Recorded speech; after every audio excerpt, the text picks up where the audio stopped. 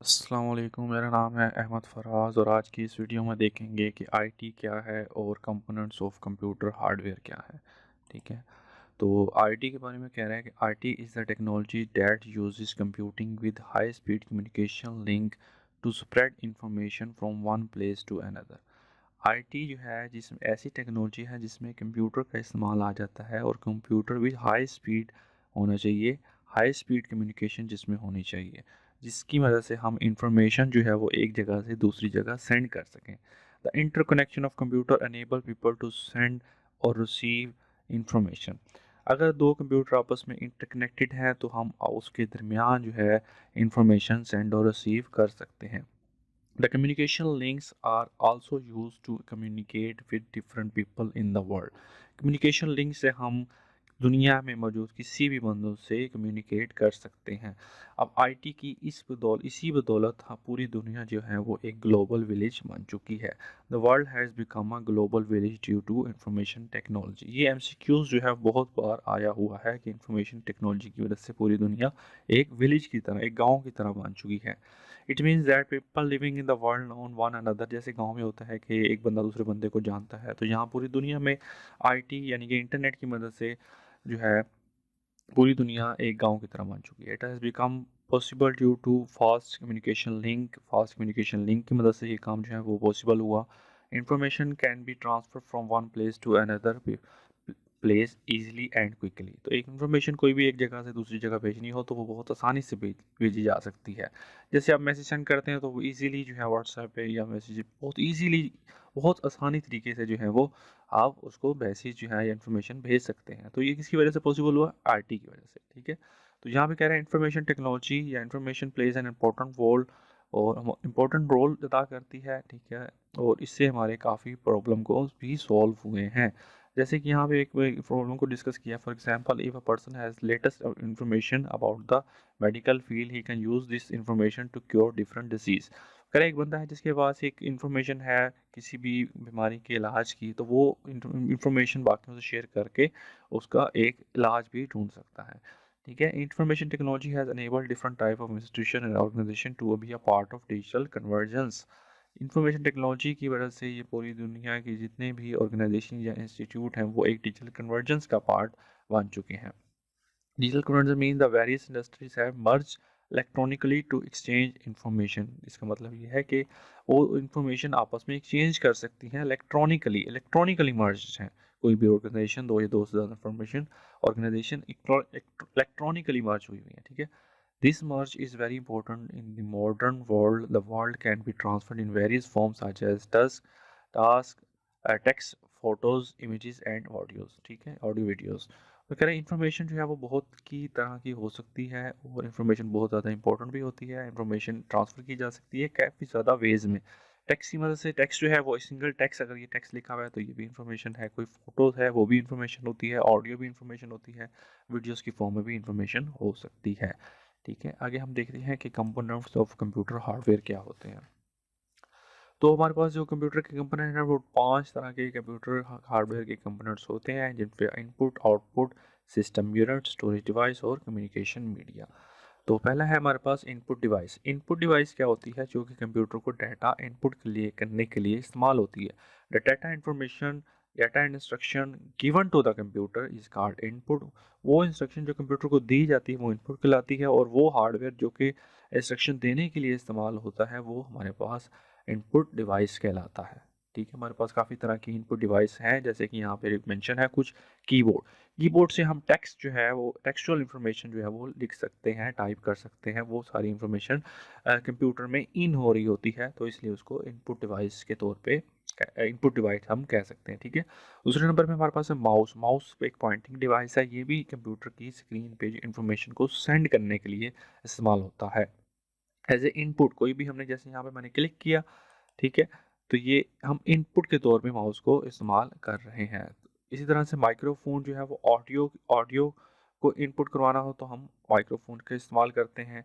ठीक है, इसी तरह से स्कैनर जो है वो स्कैन करके हमारे जो सिस्टम है उसको वो इंफॉर्मेशन सेंड करता है, उसको इन उसके अंदर इन करता है। ठीक है, इसी तरह से डिजिटल कैमरा हमारे पास, वो भी पिक्चर्स को लेने के लिए इस्तेमाल किया जाता है एज ए इनपुट के तौर पर। ठीक है, तो यहाँ पे हमारे पास कुछ इनपुट्स की बताई हुई, जैसे कि कीबोर्ड है, इनपुट देने के लिए इस्तेमाल होता है। माउस, जॉयस्टिक भी इंफॉर्मेशन इनपुट देने के लिए इस्तेमाल की जाती है। इसी तरह से ट्रैक बॉल भी इंफॉर्मेशन सेंड करने के लिए, कंप्यूटर को सेंड करने के लिए इस्तेमाल की जाती है। स्कैनर से भी इनपुट डिवाइस है।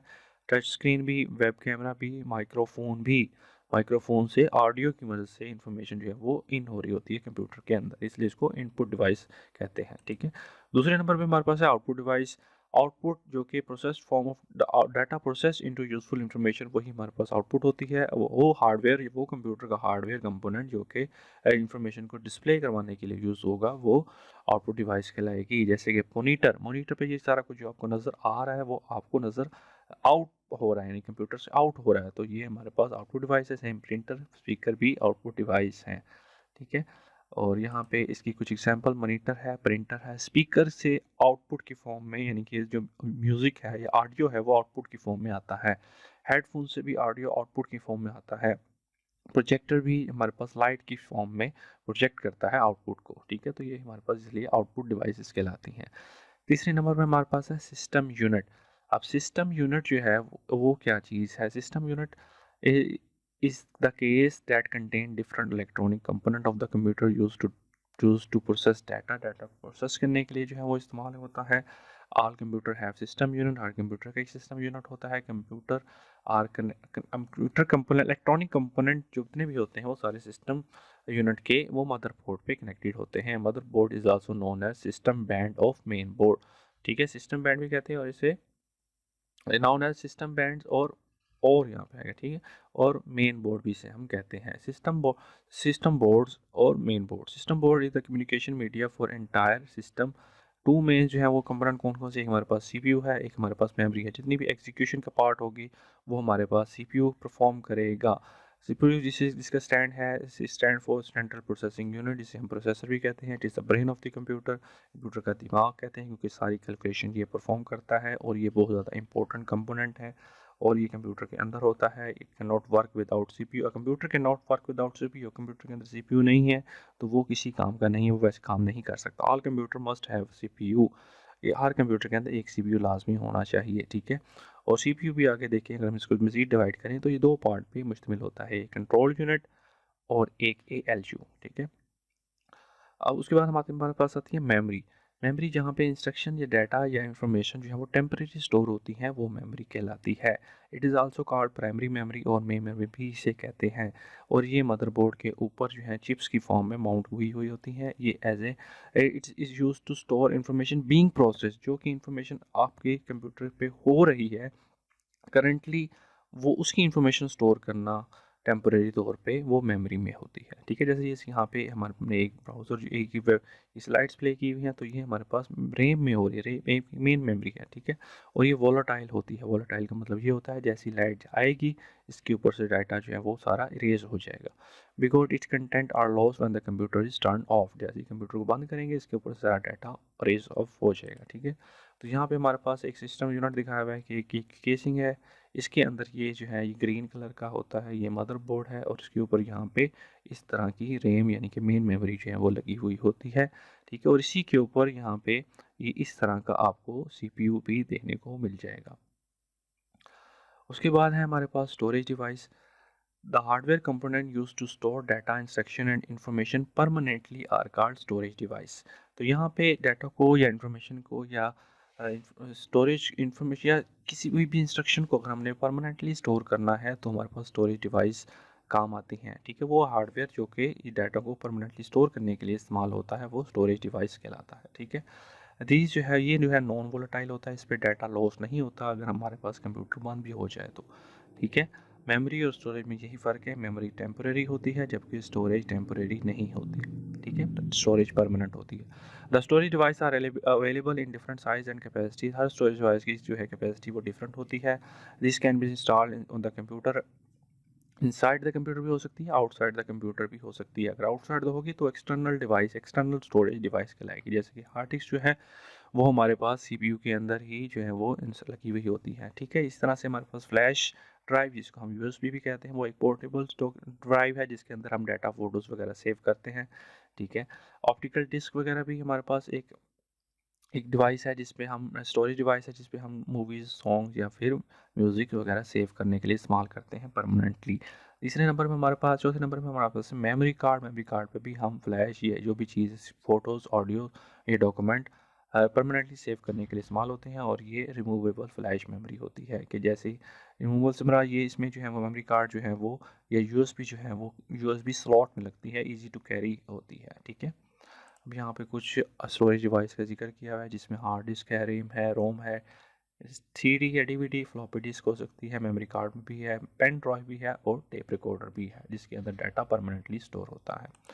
उसके बाद है हमारे पास कम्युनिकेशन डिवाइसेस जो कि डाटा को कम्युनिकेट करने के लिए इस्तेमाल होती हैं, डाटा को एक्सचेंज करने के लिए, इंस्ट्रक्शन को कम्युनिकेट करने के लिए, इंस्ट्रक्शंस को कम्युनिकेट करने के लिए, या इंफॉर्मेशन को एक्सचेंज करने के लिए, या आपस में इंफॉर्मेशन एक्सचेंज करने के लिए जो कि डिवाइसेस या जो हार्डवेयर यूज़ होता है उसे हम कम्युनिकेशन डिवाइसेस कहते हैं। जैसे कि मॉडेम जो है दो कंप्यूटर्स को इंटरनेट से कनेक्ट करने के लिए, कंप्यूटर्स को इंटरनेट से कनेक्ट करने के लिए मॉडेम यूज़ होती है, तो मॉडेम एक कम्युनिकेशन डिवाइस है।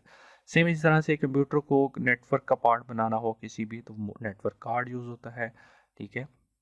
तो नेटवर्क कार्ड भी एक हमारे पास कम्युनिकेशन डिवाइस है। सेम इसी तरह से routers, it is use to connect different devices to share data and internet connections.